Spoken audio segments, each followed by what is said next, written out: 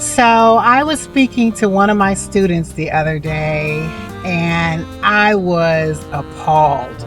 I didn't share so much of my appall with them, but I was so appalled by what I heard and I had to pause and stop and check myself. Because I was like, wait a minute, can this be true? Are there really case managers out there passing out business cards promoting just a whole bunch of landlords to come into this space of housing individuals who are vulnerable?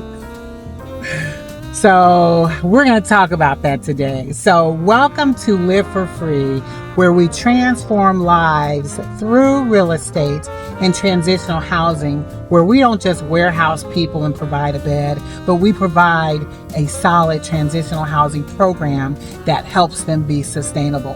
And today, let's go ahead and talk about that, because I'm challenged a little bit. Maybe you need to shed some light on maybe something I'm missing.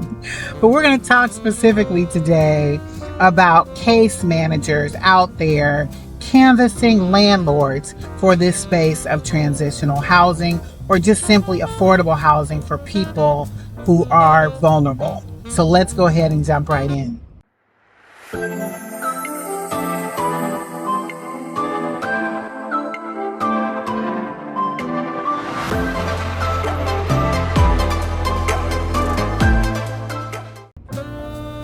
Now, I'm really doing my best not to judge, okay? And I'm really doing my very best not to be closed-minded in this space. But the first thing that was alarming to me when I heard this, and I'm going to talk about several points, and I'll probably save one of them to talk about in my school community, but the biggest thing that just made me go, are you kidding me? Was the fact that you have individuals who care about this population. And I get it. Case managers care about their clients, because I did when I was in this space. And mind you, I'm not a social worker. I'm just a person that loves people and want to help. So I get the desire to want to help people in this space. But when you are passing out a plethora of cards to landlords and saying to them, come and work with us in housing individuals in this space. I've been doing this for 15 years. And the stuff I have seen as a landlord coming into this space, if you are not well prepared or trained in this space, you could be doing more harm than good to the individuals, not only to the individuals you're placing, but to the individuals who have the properties. Now, you have to understand as well, you're dealing with landlords. Landlords have one thing in mind, first and foremost. Some do care about helping people, so don't get me wrong. There's a lot that cater to Section 8 housing, that cater to providing affordable housing, all that wonderful stuff. But I also know there are 9 times out of 10, I would say the majority of them care about one thing, and that's their bottom line, their ROI, the return on their investment. And if they're not getting the return on their investment, they will shift. So that's number one. They have to see a need for that return on their investment, because if they're not getting their return, that's what they're driven by. So being a person who's in real estate and have done real estate for so long, and I work with a lot of investors, that's what they care about, is investing. So it's to find an investor who can also become a compassionate investor is really hard, to where the compassion overtakes the investor, because that's what you're looking for. Somebody who cares more about the compassion for people than they do their bottom line. We are rare to come by, okay? So I'm just telling you, to find compassionate investors in this space, it takes time to grow them into that. So when you've got then case managers passing out cards to individuals and saying, hey, we want you to provide affordable housing, that's going to be a hard one to convince and to persuade. You have to make it well worth their while to do it. Now, they've got incentive funds and they've got all these other programs they're offering to landlords to incentivize them in this space, but it's going to take more than an incentive to get them on board. and to deal with the issues. Because I also know we are dealing with case managers who are overloaded. That's another reason why when you look into trying to canvas for individuals in this space to do that, you have to have case managers who are there for the long haul, to stay there with their clients to help them be successful over time. Because I've seen it. I've worked with them. I've worked with several case managers who, I hate to say even this term, they dump their clients on landlords and then they leave because they have such a large caseload, they can't carry it all. It's hard. You've got case managers that are overloaded with a caseload that they have to manage, and every time they place somebody, new ones are coming on their plate.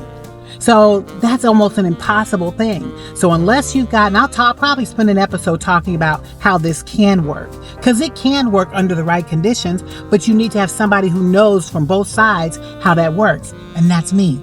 I know how it works from both sides. I'm an investor. I've been a real estate investor for almost 2 decades. And I also worked in case management where I ran 2 homeless shelters. So I know from both sides what it looks like, and I know how to create success. So that's why to find case managers who understand from the perspective of an investor and investors who understand it from the perspective of case management, it's going to be a hard mix. But I'll probably do an episode on that so you guys can understand how that works. But when you are just simply canvassing for landlords to come and work with your clients, there's a whole lot of things they're not prepared for. Because what are you going to do when an individual has a setback and you don't have case management in place? And that individual, let's say that person was on their meds and now they're not.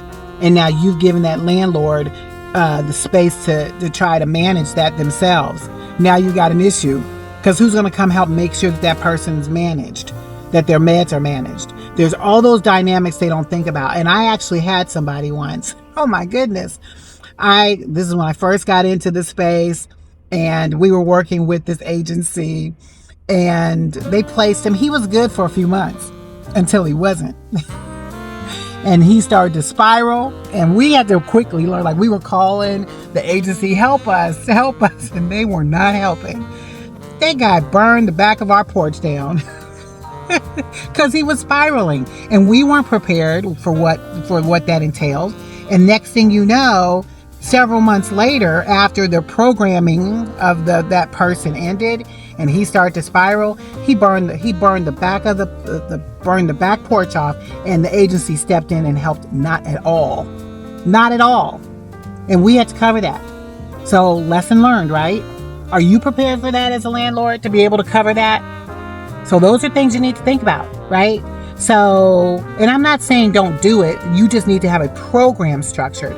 If you are a landlord that wants to really get into this space, you really have a heart, you want to see how you can provide a program to help people transition out of a temporary situation into something more permanent, or you want to provide housing that may permanently support individuals like this, I can show you how to create something that will work for you and that agency that's talking about, here, come house our individuals.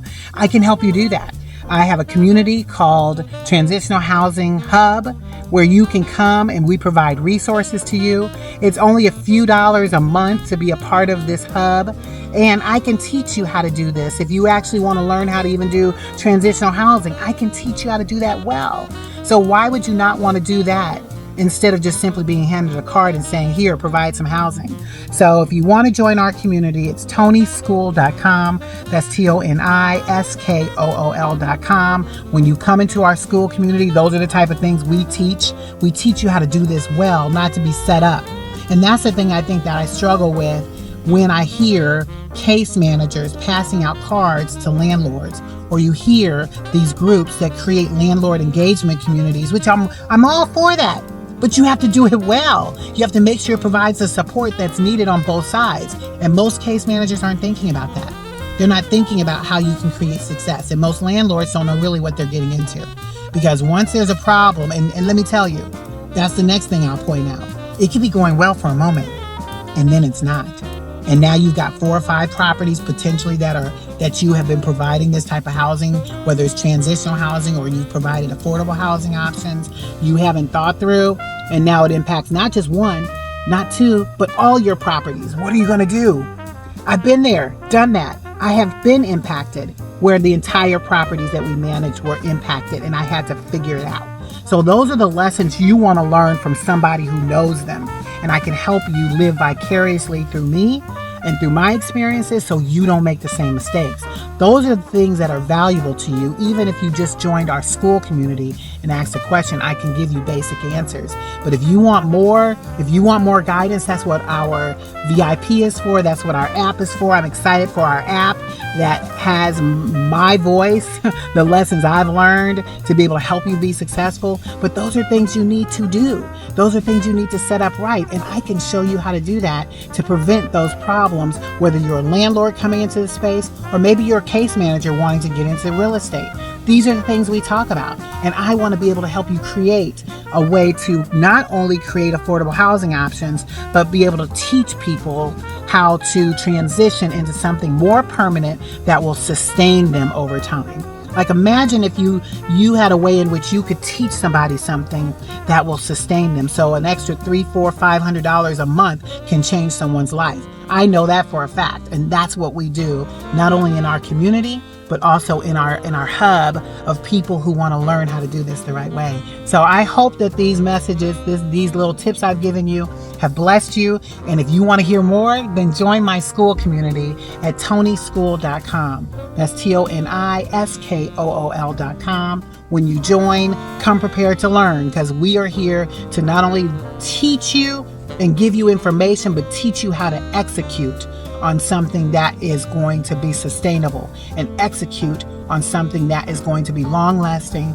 and that will create legacy. And I'll see you soon.